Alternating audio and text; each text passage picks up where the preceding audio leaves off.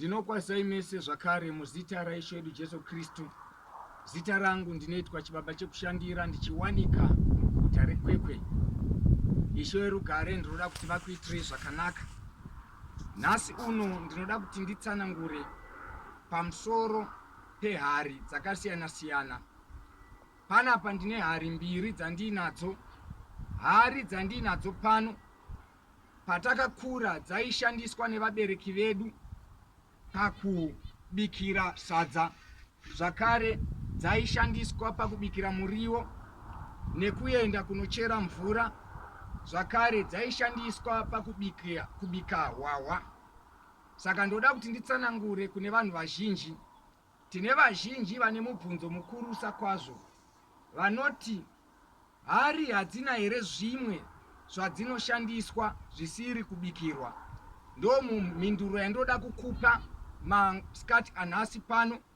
Hari dzatinadzo pano dzinoshandiswa zvakare newakaipa kuti aite zvakaipa mukati mehupenyu hwavanhu. Chandoda kutsanangura ndechekuti varoyi vanoroya vanotora hari idzi voita nguva yavanobuda usiku voenda kunotsvaga pane rwizi rune mvura isiri kufamba.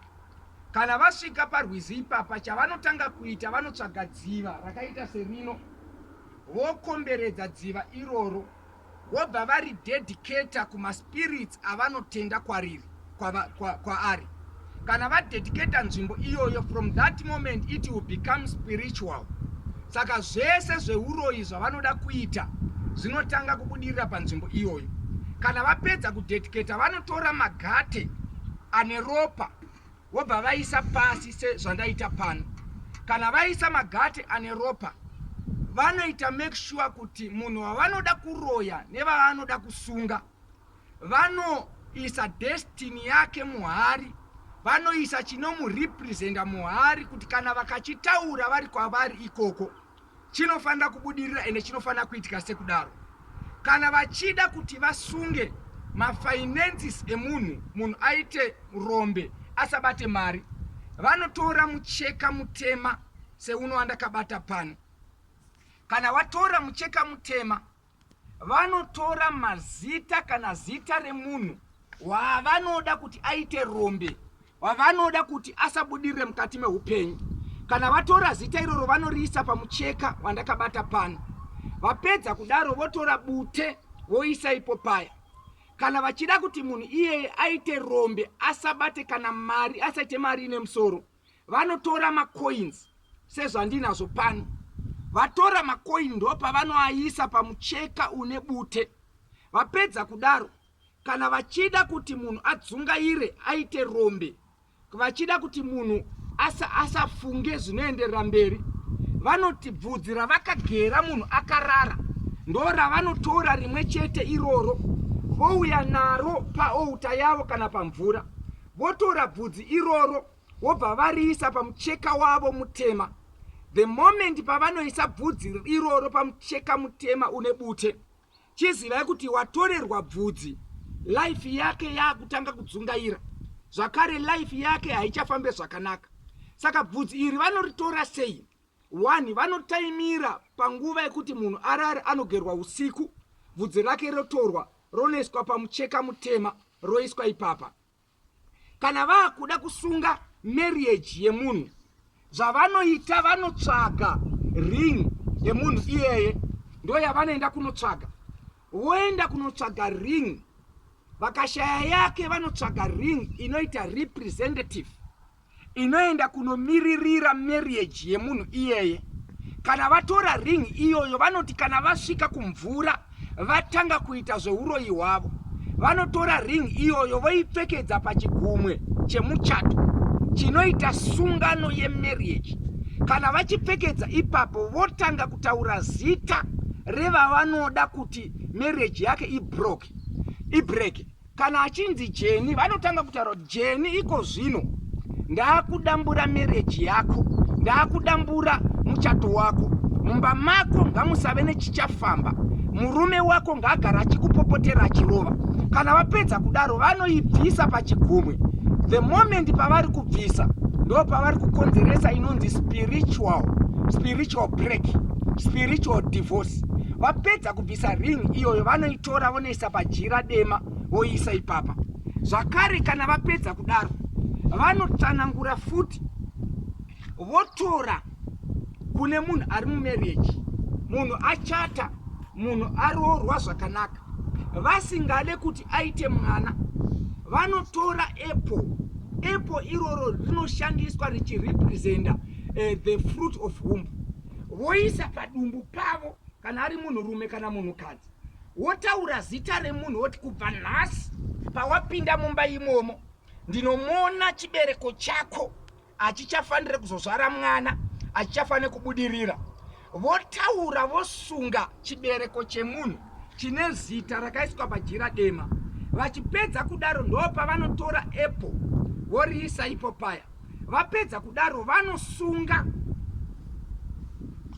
jira riya sezvandiri kuita panapa. Kana vasunga jira riya ndo pavanoenda pagate gurusa rakaita serino, vobva vakanda zvinhu zvacho mukati megate iroro.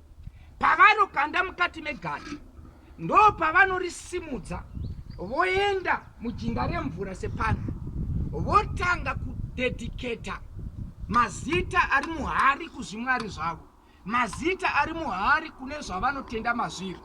Zvino ndo pandoda kuti ndikuudze, vachipedza kudaro vanotora hari voenda nayo mumvura.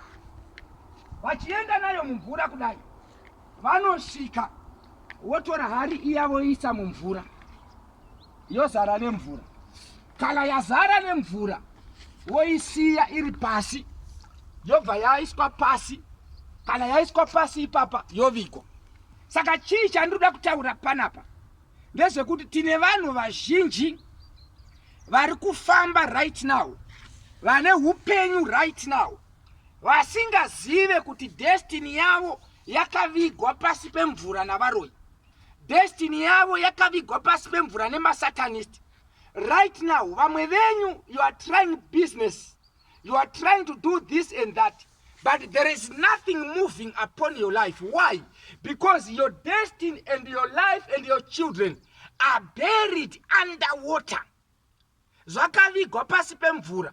Ndosaka uri kuti right now vamwe venyu muri mhiri kwemakungwa, mane 20 years makaenda overseas, mane 15 years muri London, but marriage iri kuramba kutamba, relationship iri kuramba kutamba, mapapers, permits papers ari kuramba kutamba. Zvese zvakasunga, zvese zvakabata. Hazvaigona kufamba as long life yako yakavigwa pasi pemvura. Saka zvinhu zvenyu hazvisi kukufambira zvakanaka, muri kuita minyama. Vanasikana makanaka zvinonwisa mvura, but hamuna kana mukomana mumwe chete anouya kuzokuroora. Hauna kana mukomana mumwe chete anoti ndiri kuuya kuzochata newe. Chaitika panapa imhaka yekuti wakavigwa pasi pemvura. Zvakare regai nditsanangure, vamwe venyu mune madegree but hamuna basa, mukadeedzwa kuinterview, uchisvika ipapa unonyimwa basa rako.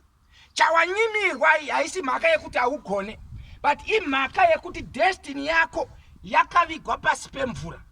Saka right now ndoda kuti nditaure chinhu chimwe chete. Ndauya panzvimbo ino kuzofukunura nekutora madestinies akavigwa pasi pemvura. Munorota hope dzinotyisa, unorota uchidyiswa usiku. Kumhuri yekwenyu kune mapenzi anongopenga gore negore, vanhu vanongofa zvisina tsarukano. Kune varoi vakaenda kunoviga destiny yefamily kumvura. Saka nhasi ndauya sechibaba chekushandira, ndichimiririra generation yese, ndichimiririra marudzi ese. Ndati marriage yakaiswa pasi pemvura, nhasi ndinoda kuti ndiivhomore. Utano hwakaiswa pasi pemvura, ndinoda kuti ndiuvhomore. Saka chinoitika nditeerere. Zvaiswa pasi pemvura kudai, from the moment paiswa zvinhu zvako pasi pemvura, hakuna chinobvumidzwa kufamba mulife mako, nekuti zvaiswa pamvura isiri kufamba yakaita seinoyi. Chindinzwa, kana mvura yazonaya inozosvika ichikukuzva zvoenda, pazvakukuzva zvakaiswa mudestiny, zvakaiswa mumvura zvese, from that moment chiziva kuti upenyu hwako hakuna chauchaita chine musoro chichabudirira, hakuna chauchabata chichaendeka.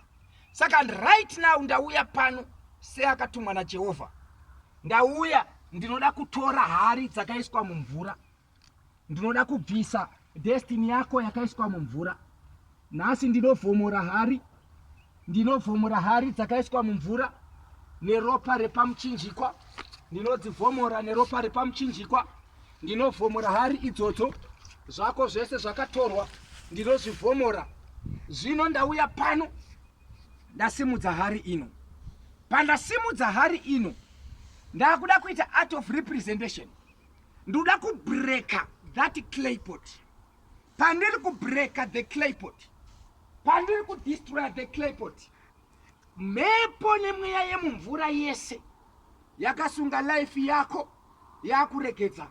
Handina basa uri kundoona uri South Africa, uri Mozambique, uri UK, uri Namibia, uri Botswana, uri Mukwekwe, uri Harare, wheresoever you are watching me from, you are receiving your deliverance right now. As I'm breaking this clay pot, as I'm breaking this clay pot, every spirit yakavika destiny yako pasi pemvura is going to be broken. You are going to hold, you are going to have your child. You are going to have your child. Are you ready for your miracle? As I'm breaking the clay pot, you are receiving your miracle. Saka ndichaipwanyira mumvura imwe chete yavakasunga nayo life yako nezita neropa raJesu.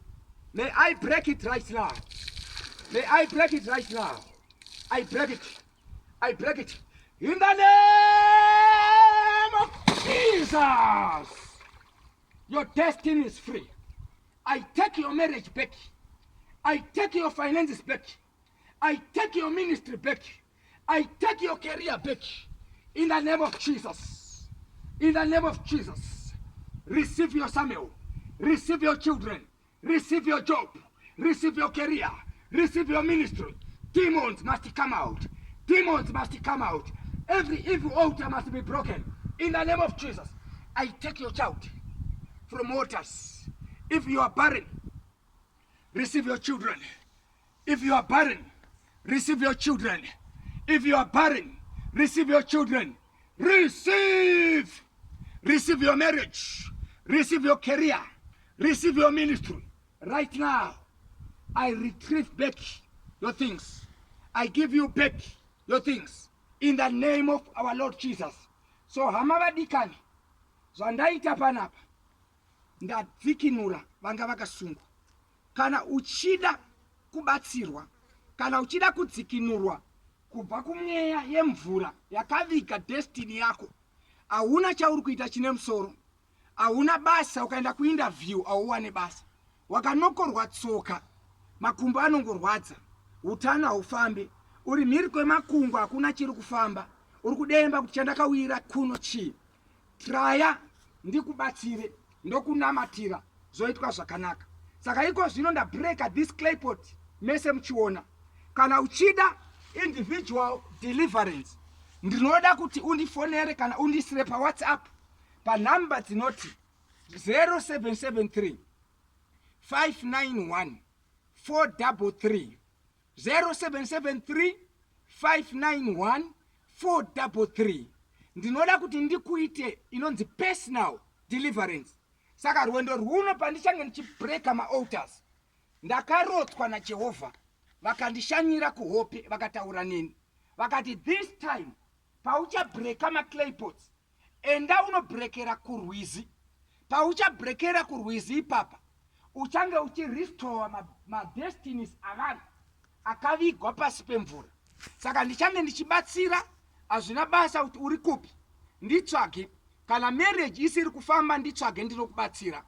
Kana mumhuri yekwenyu muchifiwa zvisina tsarukano, nditsvage ndinokubatsira. Zvauri kushuwaira kuzobatsirwa, tsvaga chibaba chekushandira chinokubatsira neropa nezita raJesu. Ndinotenda kuti wasungunurwa, ndinotenda kuti wawanirwa nyasha. Sekutaura kwandaita, ndinowanika muguta rekwekwe. Unondibata pa WhatsApp 0773 591 433 0773 591 433 ndichange ndichibreka ma-altars ndichibrekera kurwizi ndidefeate every marine spirit, every satanic spirit iri kuteera upenyu hwako.